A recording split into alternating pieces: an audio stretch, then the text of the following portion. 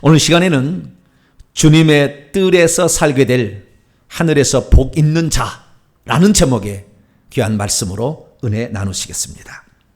오늘도 거룩한 주일을 맞아 주 앞에 예배하러 나온 여러분들을 사랑하고 축복합니다. 주의 날에 하나님 말씀이 여러분의 영육과 영혼과 육체에 양식이 되고 여러분의 살리는 귀한 말씀이 되기를 바랍니다. 하나님 말씀을 사모하는 자에게는 그 풍성함의 정도가 다릅니다. 마음의 소원을 연락하시고 그 영혼을 만족케 하신다는 약속의 말씀이 오늘도 이 현장에서 예배드리고 또 온라인 예배드리는 모든 성도들과 함께 하시길 바랍니다. 제 삶에 있어서 어쩌면 목회자로서 설교자로서 가장 큰 로망이 하나 있다고 한다면 그것은 시편 전체를 강해하는 것입니다.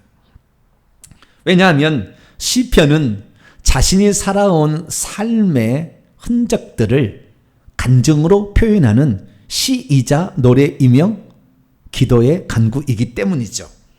그래서 그 사람이 실제적으로 경험했던 그 경험 안으로 들어가지 못한다면 그 시편에 기록되어 있는 그 내용을 충분히 우리가 소화하지 못할 수가 있는 것이죠. 어떤 것들은 정말 영적으로 깊은 체험 가운데 쓴 것들이 많기 때문에 우리가 그런 영적 체험을 가지고 있지 않다고 한다면 그것을 이해하는데 턱없이 부족하는 거예요. 그 본문을 이해를 못하는 거예요. 이게 자기가 알고 있는 수준으로만 그것을 볼 수 있다는 것이죠. 그래서 만약 누군가 시편을 시편답게 이것을 설교할 수 있는 자가 있다고 한다면 그는 영적으로 매우 높은 경지에 도달해 있는 자라고 말할 수가 있습니다. 그래서 우리가 이 시편 강해를 우리가 자주 들어봐야 되는데 제가 설교했던 것을 돌아보면 시편 강해는 별로 하지를 않았다 이렇게 말할 수 있습니다. 저를 위해서 많이 기도해 주셔서 시편 강해를 강해할 수 있도록 그런 종이 될 수 있도록 기도를 많이 해 주시기 바랍니다. 자, 그러면 제가 그동안에 어떻게 설교했는가 간단히 정리해 보면 저는 구약보다는 신약을 더 많이 강해한 것 같아요. 그래서 한 6대 4 정도는 제가 신약을 더 많이 강해하고 설교한 것 같고요. 신약에 있어서 가장 많은 퍼센테이지는 단연코 요한계시록이죠. 예언서라고 그러죠. 묵시서라고 그러는 예언서라고 그러는 요한계시록이고요. 두 번째는 사복음서, 특히 요한복음, 마태복음 중심의 설교를 많이 했다고 보여집니다. 그리고 그 다음에 서신서, 바울서신, 일반서신, 그 다음에 역사서, 사도행전 그런 순서죠. 그런데 구약성경도 못지않게 많이 했습니다. 그런데 구약성경은 크게 4가지로 구분할 수가 있습니다. 저는 그 가운데 가장 뭘 많이 했냐면 토라, 율법서를 제일 많이 한 것 같아요. 창세기, 출애굽기, 레위기, 민수기, 신명기에 일컬어지는 율법서, 특히 창세기, 그 다음에 레위기 이런 것은 아주 많이 제가 설교를 한 것 같고요. 그 다음에 두 번째 성경, 구약 성경은 역사서가 있습니다. 여호수아, 사사기, 룻기, 사무엘, 상하 쭉 이렇게 나가는 역사서가 있는데요. 그 역사서 강의도 상당히 좀 한 것 같고요. 그 다음에 제가 제일 안 하는 것이 이게 시가서인데요. 시가서, 욥기, 시편, 잠언, 전도서, 아가서 이 5권의 시와 노래 책입니다. 이 책을 제가 좀 다른 데보다는 덜한 것 같고요. 그 다음에 예언서, 이사야, 에레미야 쭉 해서 말라기까지 이 예언서가 있는데요. 제가 그래서 이 중에서 4개 큰 덩이 가운데 제일 설교를 안 한 것이 아무래도 시가서 쪽이 아닌가라는 생각이 듭니다. 시가서 속에서 그래도 욥기는 좀 다뤘습니다. 왜냐하면 구약의 회개의 대명사는 두 사람을 지칭할 수가 있는데 이방인으로서는 욥이고 그 다음에 할례받은 약속의 자녀로서는 다윗입니다. 그래서 이 두 사람을 얘기하는 바람에 욥기서는 제가 강의를 했고요. 그리고 욥기, 시편, 잠언, 전도서는 인용하는 것으로, 왜냐하면 이것은 잠언, 전도서는 약간 격언 같은 거잖아요. 이것은 이렇다, 이것은 이렇다. 그래서 어떤 교훈이니까 이것은 인용하는 것으로 많이 쓴 것 같고요. 근데 아가서를 안 하다가 작년에 모지게 했습니다. 작년 9월 말에서 10월 말까지, 10월 하순경까지 이렇게 설교했는데 30강을 한 거예요. 얼마나 깊이를 했던지 어떤 분이 전화가 왔어요. 목사님, 논문을 쓰려 하는데 그걸 좀 인용하면 안 될까요? 목사님께서 하신 그 설교가 들어본 적이 없는 설교입니다. 그런 연락도 왔어요. 제가 했겠습니까? 저는 아무것도 아니에요. 저는 아주 무식한 사람이고 아주 평범한 사람이에요. 하나님께서 때를 따라 은혜를 주신 거 제가 순종하는 마음으로 받들어서 얘기를 한 것인데 하나님께서 그 설교를 듣게 하시는가 봐요. 아가서 그동안에 이 그리스도의 신부가 어떻게 되는 것이고 천국에 들어가려고 하면은 어떻게 준비를 해야 되며 그 들어갔을 때 어떤 신분을 갖게 되는지 아시려면 30강을 그냥 시리즈로 줄기차게 한번 들어보세요. 그냥 사람의 신앙의 업그레이드가 이렇게 올라가요. 쉽게 해놨어요. 상당히 어려운 겁니다만 쉽게 제가 해놨으니까 이렇게 30강 한번 들어오시기 바랍니다. 그래서 제가 시가서에 좀 발을 들여놨는데 아직도 제 마음의 굶주림은 시편을 강해버리라 그런 건데 아직까지 제가 신앙의 영적인 깊이가 그 영성가에 깊은 영성가에 아직까지 많이 부족한 것 같아요. 그래서 그 못합니다만은 이제 조금 눈이 열리기 시작했어요.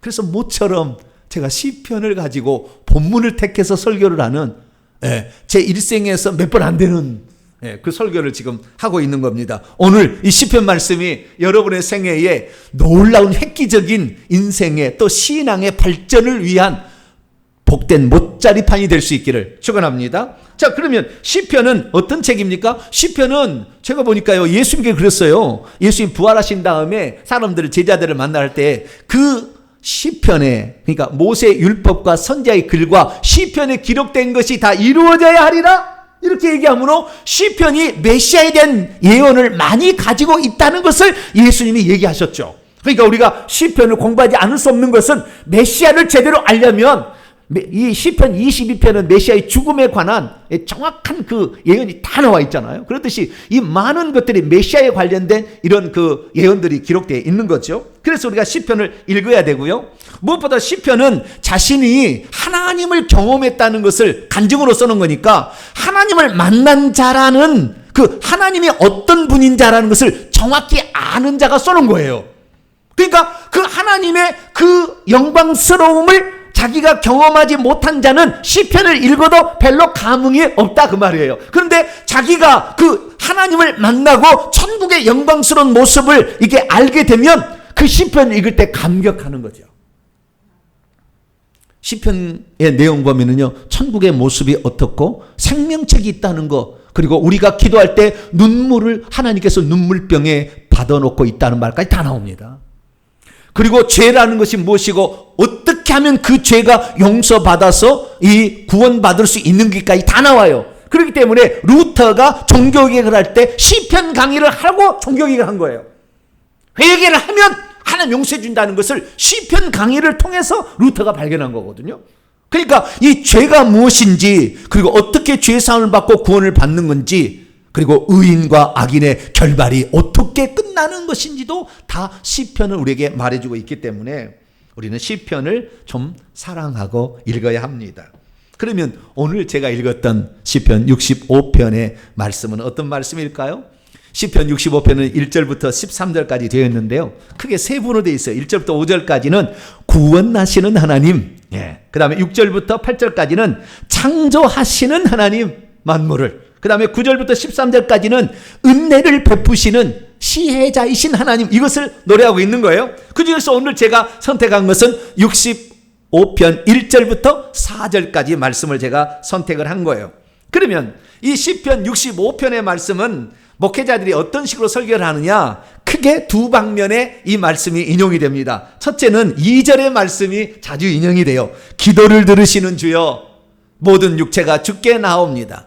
모든 육체, 어떤 사람이라도 여기에 영혼이 아니고 육체라고 하면 죄를 지은 자랄지라도 주님께 기도하면 기도를 들으신다. 그래서 여러분, 우리가 기도를 하나님이 들으신다고 하니까 우리 기도합시다 라는 기도회 때 이 말씀이 자주 인용되는 말씀입니다. 그리고 또 하나의 말씀은 4절 말씀이죠. 유명한 2절과 4절은 유명한 말씀인 거예요.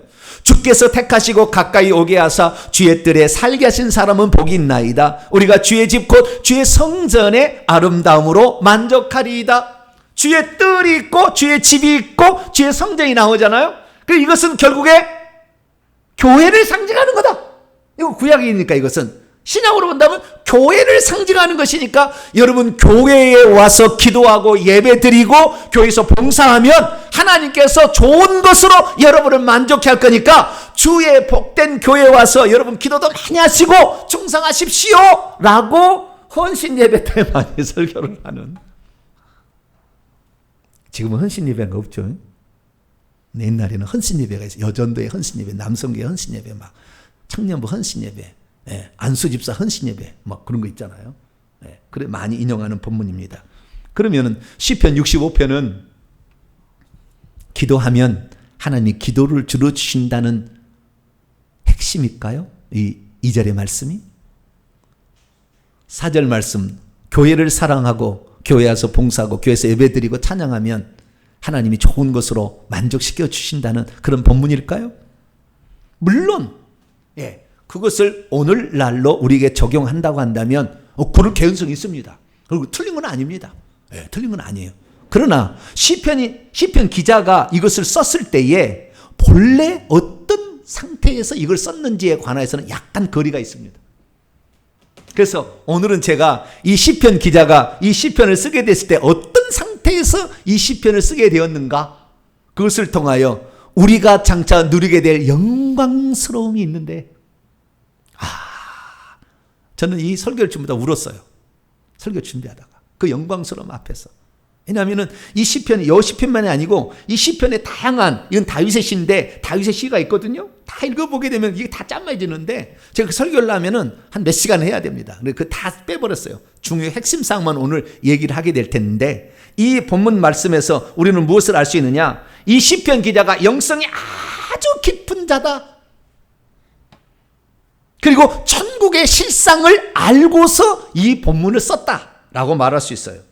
시편 65편의 이 기자처럼 과연 우리는 어떻게 해야 이 영성이 깊은 자가 될 수 있고 하늘에서 이러한 놀라운 축복을 누리는 자가 될 수 있을까요?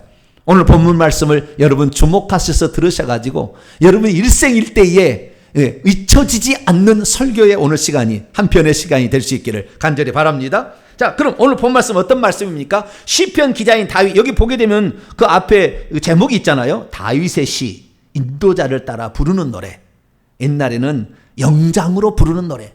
그런데 영장으로, 영장이라는 것은 그 노래의 영이고요. 그 다음에 장은 대표예요. 노래를 지휘하는 자를 따라서 부르는 노래, 뭐 그런 뜻입니다. 그래서 인도자를 따라 부르는 노래, 이게 다윗의 시라고 되어 있습니다. 오늘 본 말씀은 시편 기자인 다윗이 자신의 기도를 들어주셨던 하나님께 감사하여 저 시온에서 찬송하기를 원한다는 고백과 아울러 누가 과연 주님의 집 곧 주의 성전의 뜰에서 거주하게 될 진정 복 있는 자가 누군지를 노래했다는 그런 말씀입니다. 다윗은 어떻길래 찬송이 시온에서 주를 기다리고 있다고 얘기를 하고 있는 것일까요? 다윗은 어떤 자가 주님의 뜰에 거할 수 있다고 말하고 있는 것일까요? 시온이라는 말, 주의 뜰이나 주의 집, 주의 성전이라는 그 표현은 대체 어디를 가리키는 것일까요? 이 땅의 성전을, 제사드리는 성전을 가리키는 것일까요? 하늘에 있는 하늘의 성전을 가리키고 있는 것일까요? 그리고 거기서 누릴 아름다운 것이란 그것은 대체 무엇일까요? 우리가 이 세상을 살아갈 때 가장 염두에 두어야 될 것이 한 가지 있습니다. 그것은 우리가 비록 땅이라는 곳에 발붙여 살고 있지만 우리가 장차 들어가서 영원무궁토록 살아야 될 다음 세상을 준비하는 일입니다. 이것을 못한 자가 제일 불쌍한 자예요. 왜냐하면 이것을 놓쳐버린 자는 죽는 순간 슬피 울며 영원토록 이빨을 갈 거니까. 자기 자신이 내가 그렇게 이 멍청한 것아, 너는 몇 번을 하나님이 너를 찾아와서 너에게 기회를 주었건만 너네가 그것을 버려서 이제 네가 이런 고통을 당한 어이구 멍청한 놈아, 자기 자신을 그러는 거예요. 슬피 울며 이를 가는 그런 상태를 하루아침이 아니고 영원 무궁토록 지속해야 되기 때문에. 그래서 우리가 이 땅에 열심히 살아야 됩니다. 좋은 집에 살고 좋은 자동차 그리고 좋은 것을 먹고 살아야 되는 거 당연한 겁니다. 그러나 이것도 중요하지만 우리의 항상 목표 지점은 우리가 장차 들어갈 천국이고 그리고 그 천국에서 어떻게 영광스럽게 살게 될 것인가, 그것을 준비하는 저와 여러분 되시길 바랍니다. 오늘 본문은 그것을 알려주는 매우 중요한 신구약 성경 가운데 한 부분을 차지하고 있습니다. 언제 그러면은 다윗이 이것을 썼을까요? 보통 시편은 그 앞에다가 이렇게 무슨 일이 있을 때 지었다고 이렇게 앞에다가 제목이 상황이 기록된 것도 있거든요. 근데 오늘은 그런 상황이 나오지 않아요. 그래서 다윗에게 일어난 어떤 특별한 사건과 관련지어서 말할 수는 없고요. 그가 아마 제가 추정컨대 인생의 말년 가운데에 하나님 베푸신 그 은총, 자기 하나님께 주께 기도했는데 그것이 응답되어져서 너무 감사해서 그 인생의 말년에 그 자신이 경험한 것을 써놓은 것 같아요. 그런데 이 모습은 이 땅에서 성전에서 예배하는 모습 같지는 않습니다. 왜냐하면 이 내용이 성전 안에서는 제사를 드려야 되거든요. 근데 제사는 그렇게 중요하게 본문에서 나오지 않기 때문에 그렇습니다. 그리고 그 주의 뜰에 거하는 자가 자기를 얘기하는데 그 주의 뜰에는 제사장만 들어가는데 다윗은 제사장이 아니었잖아요. 그렇기 때문에 좀 다른 측면이 있다는 것입니다. 그러면 이 본문은 원문에는 어떻게 나와 있을까요? 자, 원문을 제가 직역을 해보도록 하겠습니다. 시편 65편 1절. 하나님이여, 시온에서 찬송이 주님을 기다리고 있습니다. 그러면 소원이 당신에게 장차 완성될 것입니다. 소원을 했는데 그 소원을 하나님이 이루어주신 곳에 이루어지신 것을 생각하고 지금 이제 찬송을 드릴 날을 기다리고 있다, 그런 거예요. 2절. 기도를 들으시는 분이여, 모든 육체가 당신에게 나갈. 그때 여러 사람들이 그 기도했던 것들을 그 앞에 가져와서 뭔가 고백을 한다는 거겠죠. 3절. 죄악된 말들 혹은 일들이 나를 이긴 채 있을지라도 당신은 우리의 범죄들을 덮어주시고 속죄해 주시고 용서해 주시고 가리워 주실 것입니다. 속죄의 은총을 받은 자들이 그 앞에 나아갔음을 말하고 있고요. 4절. 당신이 택하시고 있고, 이건 미완료예요. 지금도 택하시고 있고 아직도 택하시고 있으며 아직도 가까이 오게 하고 있어서 당신의 뜰들 안에 거주하고 특히 정착하게 될 사람이 참으로 복됩니다. 우리가 당신의 집 곧 당신의 거룩한 궁전에 좋은 것으로 만족할 것이기 때문입니다, 라고 찬송을 드리고 있습니다. 이 본문은 결국에 장차 누가 천국에 있는 주의 궁전에서 예배를 드릴 것인가, 그리고 그 궁전에 거주하는 자는 어떤 복을 누리게 될 것인가를 말해주는 본문이라고 하겠습니다. 믿음이 있어도 누가 주의 뜰에 거주하게 되는지를 잘 모르면 왜 천국에서 찬송이 기다리고 있다, 주님을 기다리고 있다 라고 말하는지 알 수 없습니다. 믿음이 있어도 누가 주의 뜰에 거주하게 되는지를 잘 모르면 왜 다윗이 기도를 강조하고 있고 죄에 대한 용서를 강조하고 있는지를 잘 모릅니다. 믿음이 있어도 누가 주의 뜰에 거주하게 되는지를 잘 모르면 주께서 지금도 택하시고 있고 주님이 지금도 가까이 오게 하고 있는 이들이 있다는 것을 잘 모릅니다. 믿음이 있어도 누가 주의 뜰에 거주하게 되는지를 잘 모르면 주의 뜰들은 어떻게 나누어지며 그리고 각 뜰에는 누가 들어가게 되는지를 잘 모릅니다. 믿음이 있어도 누가 주의 뜰에 거주한지를 잘 모르게 되면 누가 주님의 거룩한 궁전에 들어가서 거주하며 정착하게 되는지를 잘 모릅니다. 믿음이 있어도 누가 주의 뜰에 거주하게 되는지 잘 모르면 주의 궁전에 들어가서 살게 될 자들이 받을 그 축복이 얼마나 영광스러운 것인지도 잘 이해할 수 없습니다. 그러므로 저와 여러분은 믿음으로 하나님 말씀을 잘 들어서 나도 주의 뜰에 들어가서 하나님의 영광스러운 복을 누리는 복된 성도가 될 수 있게 되기를 간절히 바랍니다. 그러면 대체 누가 이 장소에 들어가는 것일까요? 그리고 오늘 본문 말씀은 어떠한 상황을 다윗이 쓰고 있는 것일까요? 우리가 이 본문을 이해하기 위해서 먼저 문제를 풀어갑니다. 자, 다윗은 이 시편 65편 1절에서 4절 말씀을 통하여 누가 복이 있는 자인가를 두 가지로 딱 설명하고 있습니다. 첫째는 1절입니다. 하나님이여, 시온에서 찬송이 주님을 기다립니다. 그러면 서원이 당신에게 완성될 것입니다. 여기 첫 번째, 누가 복 있는 자냐? 이것은 시온에서 하나님께 찬송을 올릴 자다. 1번이에요. 시온에서 찬송을 올릴 자다라고 말합니다. 그러면 시온은 무엇이고 성전은 무엇이고 주의 뜰은 무엇일까요?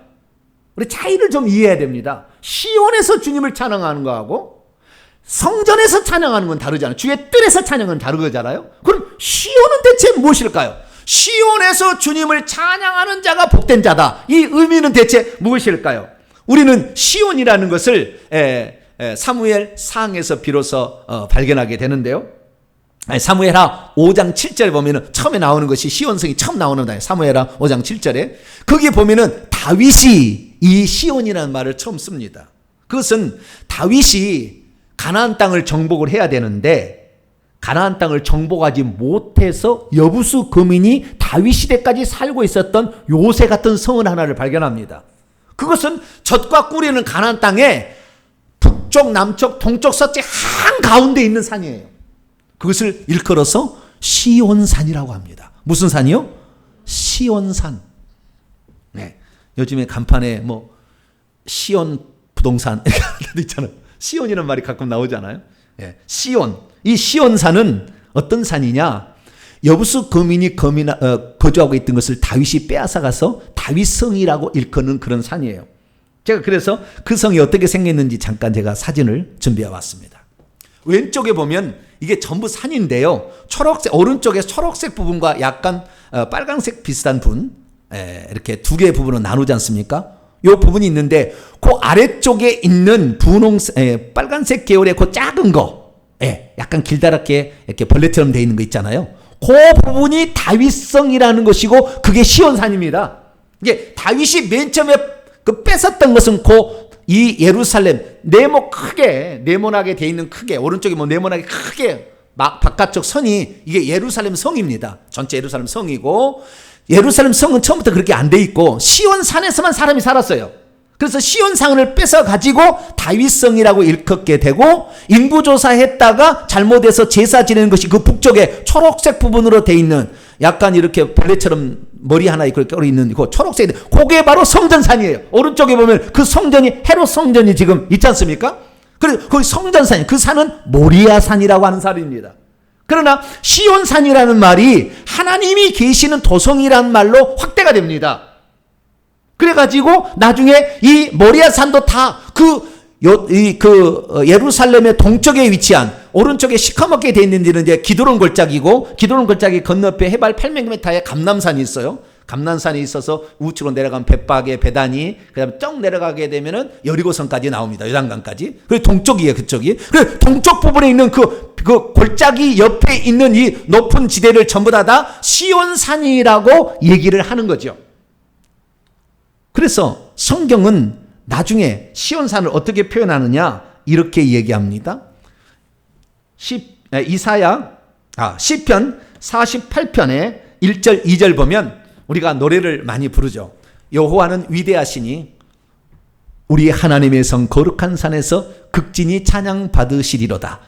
터가 높고 아름다워 온 세상의 기쁨 저 북방에 있는 시온산 큰 왕의 성일세 이렇게 나가는 거 있잖아요. 그 찬송이 여기서 나온 거예요. 그래서 터가 높고 고지대, 약간 고지대입니다. 고지대죠. 700 몇 메타니까 고지대에 아름답게 펼쳐져 있고 요새화처럼 되어 있는 그곳 큰 왕의 성이죠. 근데 다윗이 큰 왕은 아닌데 다윗이 그 성을 뺏어서 왕의 성이라고 시온 성이라고 말을 했기 때문에 그런데 큰 자를 붙였죠. 그리고 그 앞에 북방에 있는 시온이라고 그러잖아요. 그러면 시편 48편은 다윗이 쓴 건 아니에요. 다른 사람이 쓴 건데 이 사람도 천국을 갔다 온 사람 같아요. 천국을 갔다 오지 않고서는 이렇게 쓸 수 없었어요. 거룩한 산은 시온산이고 하나님의 성은 예루살렘 성이에요. 예루살렘 성은 큰 바운더리를 가리키는 것이고 시온산은 그 중에서 아랫부분 동쪽에 남쪽에 있는 것을 가리키는데 북방에 있는 시온산을 그러잖아요. 그 북방에 있느냐? 북방에 있잖아요. 그 아래쪽에 있다고요. 그 근방에. 그러면 북방은 왜 있느냐? 여러분 죽으면은요, 우리가 천국 갈 때 북쪽으로 갑니다. 북방, 북쪽에 있는 산이. 그러니까 북쪽에 있는 천국에 있는 시온산을 간 거예요. 이 기단 아는 거예요. 그래서 천국에 있는 시온산이라는 것을 말해주고 있는 것입니다. 그래서 이 시온산인데 여러분 그 시온산에 천국에 있는 산이라는 걸 어떻게 알 수 있느냐? 이사야 선지자는 24장 23절에 달과 해가 수치를 당하고 부끄러운 것, 해와 달과 별들의 이상은 주님 재림 직전이에요. 그리고 재림하십니다. 재림 누가 하냐? 만군의 여호와. 구약엔 만군의 여호와, 신약은 예수님이죠. 예수님이 시온산과 예루살렘에서 왕이 되시고 24장로들 앞에서 영광을 받으실 것이다. 이건 천국에 있는 시온산이요, 천국에 있는 새 예루살렘 성에서 만왕의 만주의 주가 되신다라는 걸 말해주고 있어요. 그래서 주님이 오셔서 잠시 동안 시온산과 예루살렘의 왕이 되게 됐지만 이 땅에 천년 동안 이런 거 없습니다. 그거 아니에요. 천국에 있는 시온산과 천국에 있는 새 예루살렘 성에서 왕이 된 것을 말하고 있는 것이죠.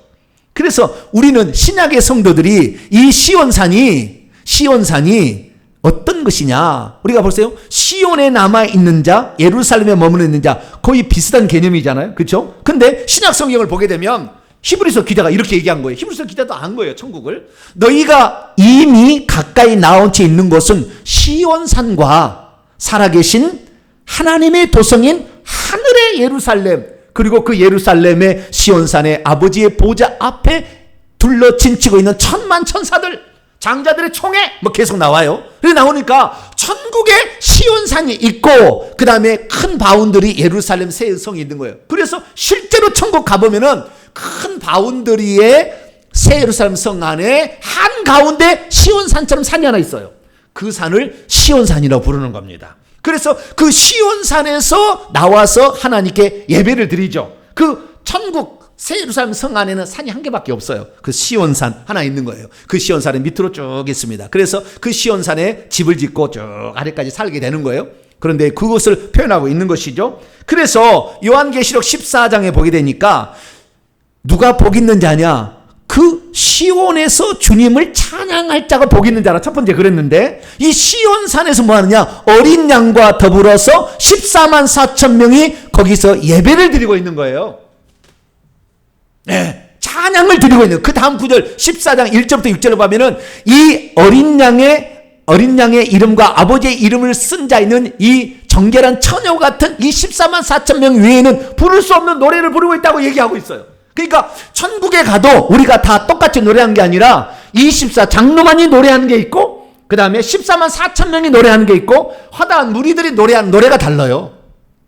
그런데 그 시온산이라는 것은 보다 더 하나님 가까이에 있어서 예배하는 자들을 지칭하는 표현이에요. 넓게는 그 천국 새 예루살렘 성 안에 시온산 하나 있으니까 이 안에 들어가 있는 사람을 다 표현. 그러니까 천국에 들어가는 사람이 부를 노래, 그러니까 천국에 들어가는 사람이 노래를 부를 자들이 복이 있다. 이게 첫 번째라고 말할 수 있게 되는 것이죠. 저와 여러분은 그런 자가 될 수 있기를 축원합니다. 그럼 두 번째로 누가 복 있는 자라고 말하고 있는 것입니까? 우리는 두 번째로 4절의 말씀을 주목해 보아야 합니다. 4절 말씀. 당신이 택하시고 있고 가까이 오게 하시고 있어서 당신의 뜰들 안에서 장차 거주하게 정착하게 될 사람은 복된 자입니다. 우리가 당신의 집 곧 당신의 거룩한 궁전의 좋은 것으로 장차 만족할 것입니다. 여기 보게 되면 누가 복 있는 자냐? 첫째는 천국에서 찬송을 주 앞에 드릴 수 있는 자, 그것도 더 가까이 가서 몇 서만 부를 수 있는 찬송을 부르는 자가 더 복된 자예요. 두 번째는 시온산의 안에 있는 또 시온산에 성전이 있는데 그 성전이 뜰들이라고 표현되어 있어요. 주의 뜰 안에 거주하게 될 자가 복 있는 자라는 거예요. 그 바운더리 새 예루살렘 성 안에 그 시온산에도 주의 궁전 한가운데가 주의 궁전입니다. 그 궁전이 바로 그 궁전의 한 복판에 아버지의 보좌가 있어요. 그 궁전 안에 들어가서 살 자가 어떤 자다?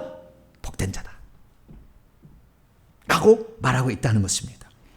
그런데 우리 개역성경을 보세요. 여러분 개역성경을 보시기 바랍니다. 여러분 개역성경을 보시게 되면 4절 보세요. 그러나 그렇게 번역을 안 해놨죠. 주께서 택하시고 가까이 오게 하사 주의 뜰에 살게 하신 사람은 복이 있나이다. 우리가 주의 집 구해 주의 성전의 아름다움으로 만족하리이다. 성전이라는 번역은 부족한 번역이에요.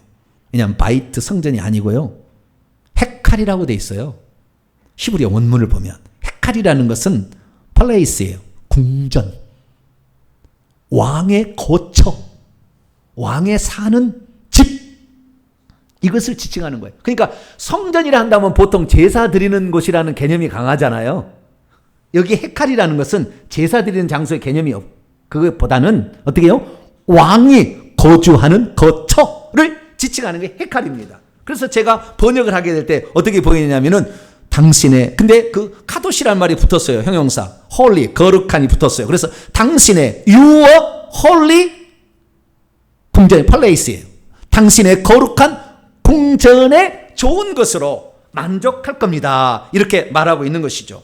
그래서 이 본문 말씀은 지금 이 땅에 있는 많은 사람들 어떻게 생각하냐면은 이 땅에 있는 많은 사람들이 지상에 있는 성전에 가서 제사 드리는 거 거기서 기도하는 것이라고 생각하는데 그게 아니라 천국에 있는 하나님의 아버지 만왕의 만주가 주가 되시는 그 하나님께서 거주하는 그 집에서 찬송하는 것을 묘사하고 있다고 말이에요. 다윗은 유다 지파입니다. 성전 안에 깊이 못 들어가는 거예요. 제사장이 들어가는 거지. 누가 어떻게 유다 지파가 들어갑니까? 레위 지파가 들어가는 거지. 못 들어가는 거예요. 그런데 이것을 지금 말하는 것은 다른 거예요. 그래서 우리가 잘 봐야 되는데요. 여기에 있는 그 단어 중에서 더 재미나는 것은 뭐냐면 주의 뜰들이라는 표현이고요. 거기에서 거주한다는 표현입니다. 주의 뜰들 안에 거주한 자가 있다는 거예요. 근데 그 거주한다는 동사를 히브리어로 보게 되면 정착한다는 말이 있어요. 그러니까 거기에서 한 번만 들어가서 살짝 들어갔다 나온 게 아니라 그의 주의 뜰 안에 집을 짓고 사는 사람이 있다라는 거예요. 그렇게 보자 가까이에서. 그러면 여기에 우리 개혁성경 그냥 주의 뜰이라고 돼 있는데요. 당신의 뜰들입니다. 복수는. 그러면 주의 뜰들은 대체 무엇일까요? 왜 다윗은 뜰들이라고 표현한 것일까요? 제가 이것을 다 역사적으로 찾아가면 설교하면 4시간을 해야 돼요. 그래서 제가 다 생략하고 에스더서 4장이나 뭐 다 보면 다 나오는데요. 뜰들은 두 가지로 나눕니다. 안뜰, 바깥뜰. 뭐라고요? 안뜰, 바깥뜰 딱 두 가지 있어요. 그러면 안뜰 있고 바깥뜰이 있는데 이것이 제일 처음에 지어진 솔로몬의 성전은 안뜰하고 바깥뜰만 딱 있어요. 그러니까 그 성전이 있는, 그러니까 집 있죠. 성전, 성소, 지성소는 집이 있는 요거 안에 있는 걸 안뜰이라고 그러고요. 그 다음에 이 성전 바깥쪽에 있는 것은 바깥뜰이라고 하는 거예요. 두 가지만 있었어요. 그런데 이 첫 번째 지어졌던 성전이 파괴되고 두 번째 포로 귀환 후에 스룹바벨이 지었다는 성전은 뜰이 4개가 있게 나옵니다. 몇 가지요? 4가지로 구분을 해놨어요. 아주 영적인 겁니다. 4가지로 구분해 놨는데, 자, 여기 보십시오만은, 저 한가운데 왼쪽에 위에 보면 그 집이 하나 있죠. 그 집이 성소, 지성소입니다. 앞에는 성소고 뒤에는 지성소예요. 그 집이 하나 있는데, 그 집을 둘레로 약간 직사각형의 작은 테두리 하나 있죠. 요 안은 안뜰이라고 하는 것이고, 그 작은 그 바운더리 바깥쪽에 큰 바운더리 하나 있죠. 이 큰 바운더리 안쪽에 있는 것은 바깥뜰이라는데 그 바깥뜰을 제2성전에는 이방인의 뜰이라고 불렀습니다. 이방인의 뜰. 그리고 그 다음에 그 성전을 들어가는 문이 있는데 그걸 미문이라고 하기도 하고 아니라고 합니다만 그 길을 들어가게 되면 바로 만나는 것이 여인의 뜰. 이게 두 번째 뜰입니다. 안뜰에 속해져. 그 다음에 니카노리의 문이라는 게 있고 그걸 통과해서 들어가면은 이스라엘의 뜰이 있고 더 들어가면은 제사장의 뜰이 있는 거예요. 그래서 조금 더 제가 확대해서 얘기를 해봅니다. 자, 왼쪽에 그림을 보면 빨갛게 칠해져 있는 거 여기 집이에요. 바로 앞에는 성소고 지성소고요. 그 앞에 그 현관 양쪽에 있는 것을 이스라엘의 뜰이라고 합니다. 이스라엘의 뜰. 그리고 그 집 빨간 집 그 양쪽에 있는 빈 공간 하얀 공간을 제사장의 뜰이라고 하는 거예요. 제사장의 뜰이 있고 이스라엘 뜰. 이스라엘 뜰은 남자만 들어갑니다. 천국에 가면 남자만 가는 데가 있어요. 여자는 못 갑니다. 여자가 범죄를 했기 때문에 여자의 머리는 남자의 머리는 맞아요.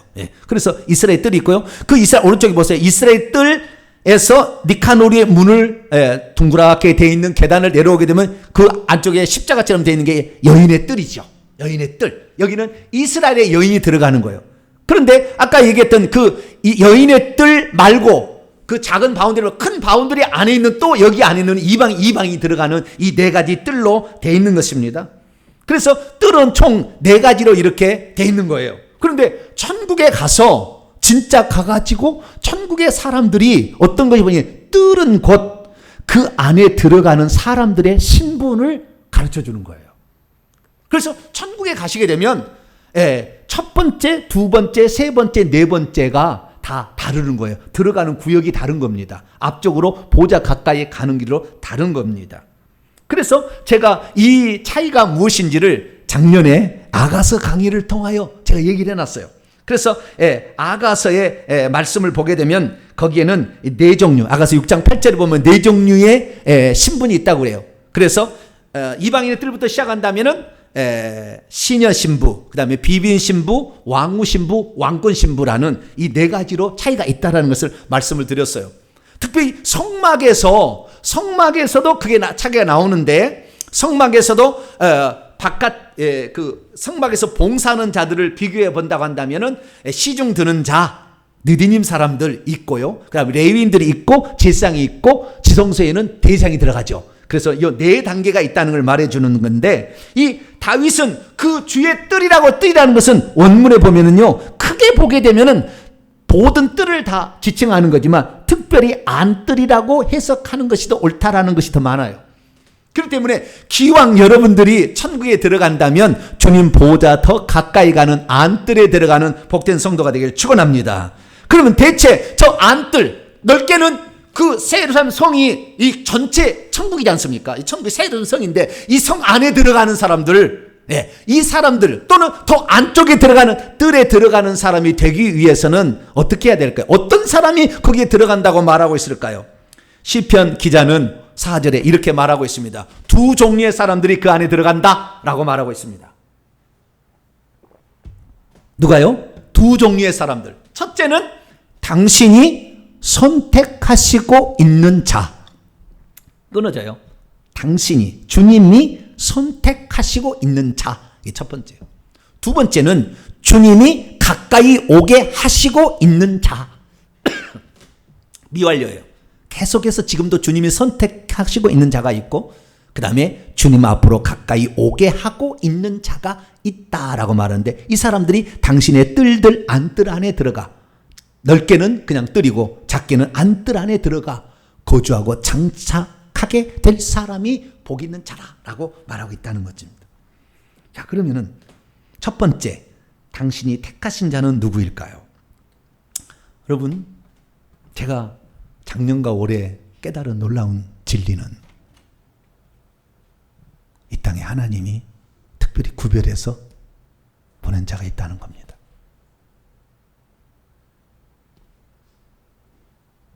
믿을 수도 있고 믿지 않을 수도 있겠지만 사실이에요. 하나님이 이 땅에 하나님 백성들을 구원하시려고 사명을 주어서 이 땅에 보낸 자에게 있어요.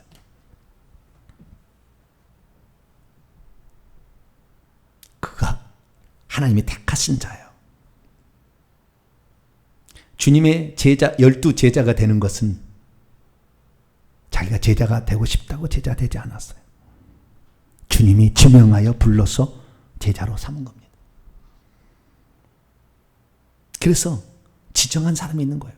여러분, 주님이 계시는 곳은 이 땅에 없었기 때문에 성막을 지어서 주님이 계시는 곳을 만들었어요. 주님은 성막의 지성소 안에 계세요. 지성소 안에 가장 가까이 가는 자가 대제사장입니다.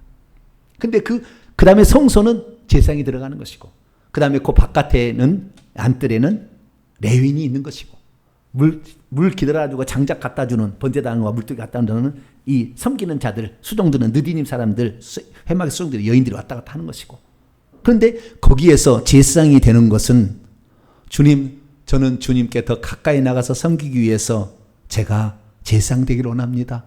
그렇다고 제사장이 되느냐? 안 돼요.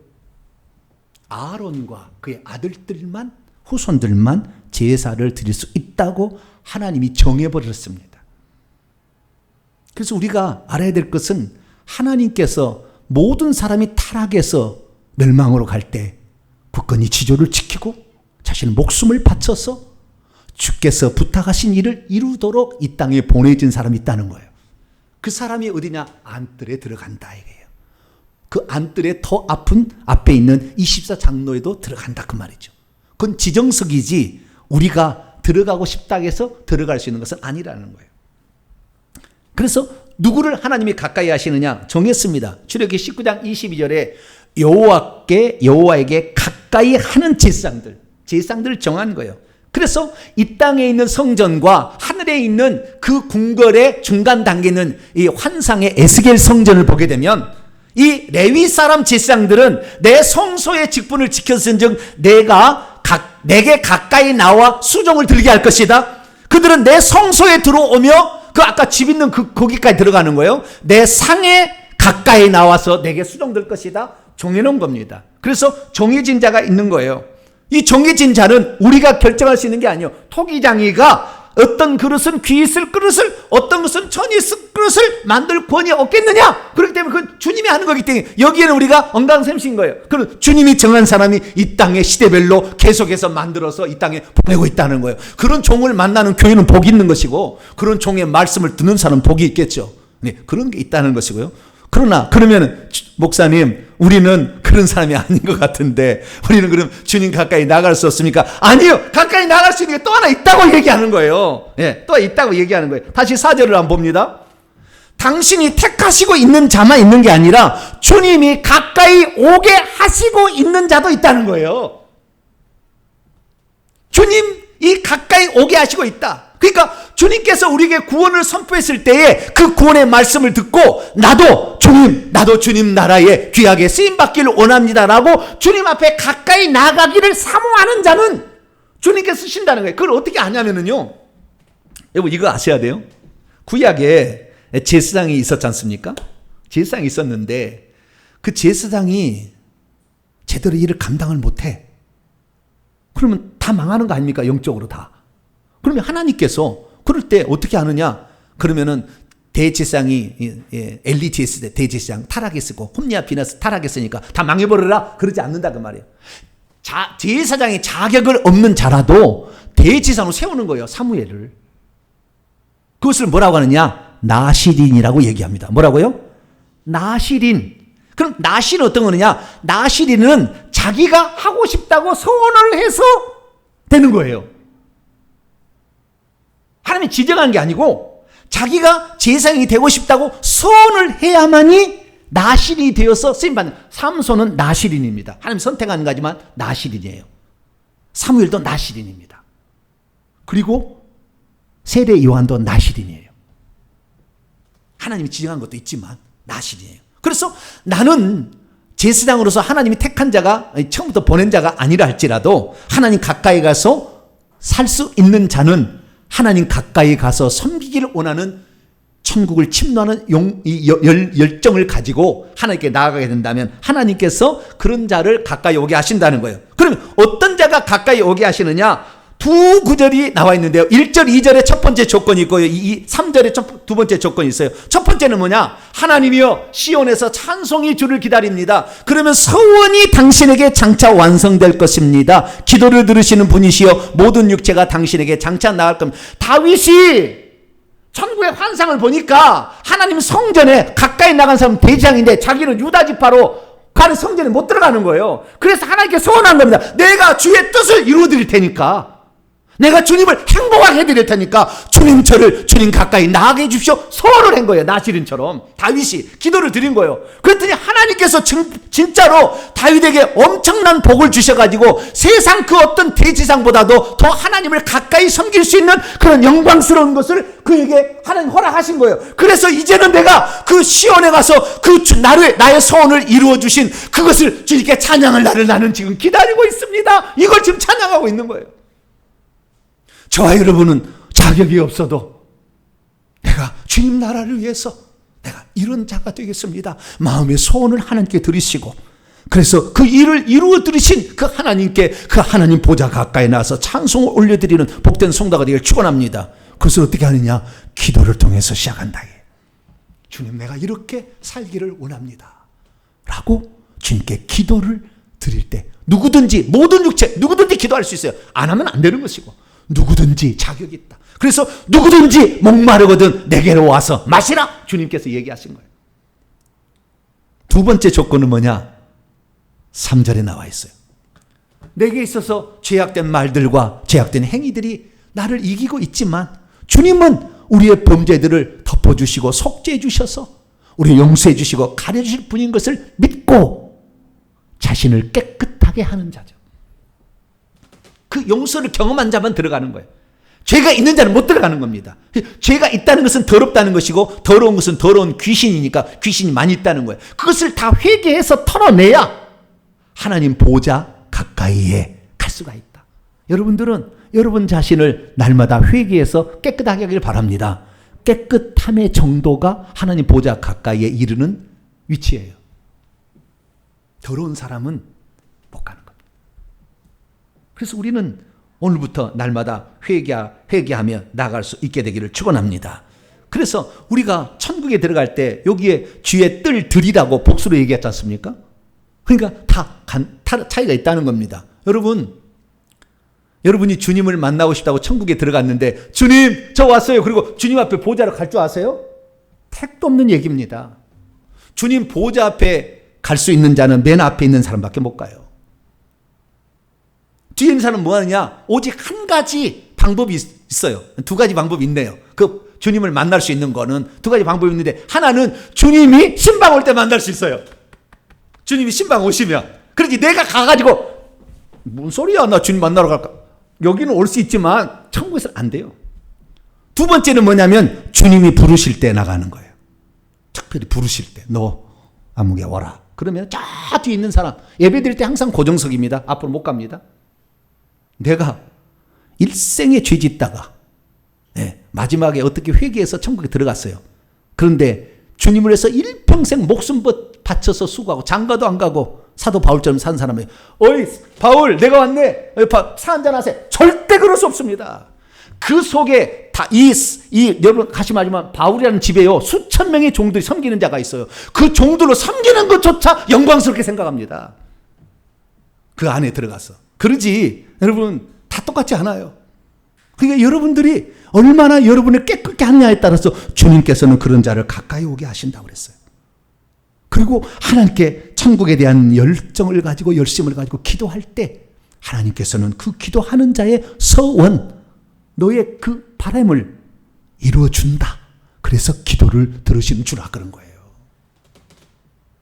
기도를 하지 않는 자, 회개하지 않는 자는 언감생심인 것입니다. 사랑하는 성도 여러분, 그날이 우리에게 다가오고 있습니다. 구약이나 신약 성경은 모두 동일하게 이 성전의 바깥들과 안뜰로 구성되어 있는 네 가지의 뜰이 있다고 얘기합니다. 오늘 본 말씀에는 이방인의 뜰, 여인의 뜰, 이스라엘 뜰, 제사장의 뜰이라는 그 제2 성전을 표현하고 있지만 아가서의 솔로몬 신부를 보니까 왕권 신부, 왕의 신부, 비비 신부, 시녀 신부 등급이 차이가 있어요. 고라자손이 시편 45편에도 똑같이 얘기했는데요. 왕의 아들, 딸이 있고 왕후가 있고 두로의 딸, 첩이 있고 시종들은 처녀들이 있다고 얘기하고 있습니다. 성막 봉사자도 대지상, 제사장, 레위인, 수종다들이라는 네 종류의 신분이 있다고 얘기합니다. 그리고 실제 천국 가면은 24 장로들이 맨 앞에 있고 그 다음에 70줄에 14만 4천 명이 앉아 있는데 1번부터 6번 줄이 왕들하는 자고 7번부터 70줄까지는 종을 거리는 자예요. 그리고 그 뒤에 허다 엄청나게 많은 무리들이 서서 예배를 드린다고 요한계시록에 그렇게 얘기를 하고 있습니다. 나중에 제가 이것을 첨부할 테니까 보시기 바랍니다. 그래서 주님께서는 오늘도 말씀하십니다. 너희들은 내가 택해서 이 땅에 보낸 자이든지 아니면 너희들이 서원해서 주께 기도하여 깨끗함을 얻어서 주께 쓰임 받는다면 누구든지 내 안뜰에 와서 살 수 있다. 기회를 준 거예요. 그러면 우리가 어떻게 하면 그 안뜰에 들어갈 수 있을까요? 내가 주님께 선택을 받아서 이 땅에 보낸 자는 맡겨진 일에 충성해야 됩니다. 그가 그에게 이 땅에 보낸 목적이 있는데 그 목적대로 살아야 되는 거예요. 이것이 마태복음 25장에 종으로 달란트 비유가 나와 있는 거예요. 달란트 비유에. 그래서 악하고 게으르면 바깥 어두운데 성 밖에 쫓겨나서 그 성 안에 못 들어가면 뜰 안에 못 들어가는 거예요. 큰 뜰 안에 못 들어가. 새 예루살렘 성에 못 들어가고 바깥에 내어 쫓겨나 슬피 울며 이를 갈게 될 것이다. 지옥까지 갈 수 있습니다. 그러니까 천국은 뭐 남은 당상은 아니에요. 그가 어떻게 살았냐는 거예요. 특별히 마태복음 25장 전반부에 나와 있는 열처녀 비유를 들면 성령도 가지고 있고 등불도 가지고 있고 기름도 있는데, 기름은 일평생에 자기가 주님께 신랑하게 드리기 위해서 준비한 것인데 자신의 인생이에요. 그 자신의 인생이 주님께서 받으실 만한 준비가 되어 있는 자가 성 안에 들어가고, 그 준비 못되면 성 밖으로 밀려난다는 것을 말하고 있는 것이죠. 그렇기 때문에 하나님께 사명을 받아 이 땅에 온 주의 종들은 충성해야 됩니다. 그러면 두 번째, 주님께서 가까이 오게 하는 사람 무엇입니까? 그것은 기도하는 자고 자신을 오늘도 깨끗하게 하는 자입니다. 깨끗하게 하지 않은 자는 주님이 거룩한 궁궐이라고 했잖아요. 원문에 거룩한 궁궐 앞으로 갈 수가 없는 것이죠. 여러분, 날마다 회개할 수 있게 되기를 바랍니다. 그래서 성경은 말합니다. 우리가 지금 하나님의 자녀이지만 주님을 향하여 더 보자 가까이 가서 그의 얼굴을 보기를 원하는 소망을 가진 자마다 주의 깨끗하심과 같이 너희 자신을 깨끗하게 하라. 시편 24편 3절 4절 말씀을 보더라도 여호와의 산 시온산에 오를 자가 누구며, 예루살렘 성 안에 들어갈 자가 누구며, 그의 거룩한 곳 예루살렘 성 안에 들어갈 자가 누구인가? 손이 깨끗하고 마음이 행동이 깨끗하고 마음이 깨끗한 자가 결국에 거기에 들어간다. 날마다 여러분 회개할 수 있기를 축원합니다. 회개하지 않고서는 그 성 안에 못 들어가 저 뒤에, 아니 성 밖에까지 갈 수가 있음을 알아야 됩니다. 우리가 어떤 신문으로 참여할 것인가? 오늘 본문 말씀을 다윗은 이미 갔다 오고 다 환상으로 본 거예요. 그래서 그렇게 기록하는 겁니다. 여러분, 이 모든 것은 이 땅에서 준비하지 다른 데서 준비하지 않습니다. 이 땅에 우리 살아있을 때 이 기간 안에 전부 준비해서 갔습니다. 그 시간이 우리에게 주어져 있습니다. 천국을 사모하시고 천국을 위해서 천국 복음을 전파하시고 다른 사람이 천국 들어갈수록 돕기 바랍니다. 그를 위해서 기도해 주시고, 그리고 여러분들이 그렇게 나가고 회개한다면 여러분도 하나님을 위해서 나시린처럼 귀하게 쓰임받아서 삼위일처럼 귀하게 귀한 존재로 천국에 들어갈 줄로 믿으시기 바랍니다. 거룩하신 하나님 감사합니다. 오늘 우리는 다윗의 시편을 통하여 장차 들어갈 그 천국에서의 영광이 어떤 것인지를 들었습니다. 주님 가까이 집을 짓고 주님 가까이에서 음식도 나누며 주님의 신방을 늘 받을 수 있는 자, 그들만 부를 수 있는 노래가 따로 구별되어 있는 그 영광스러운 지위가 있습니다. 주여, 우리도 그 나라 그 지위를 사모하며 가는 그런 자 되게 해 주옵소서. 우리 주 예수 그리스도의 이름으로 기도하옵나이다.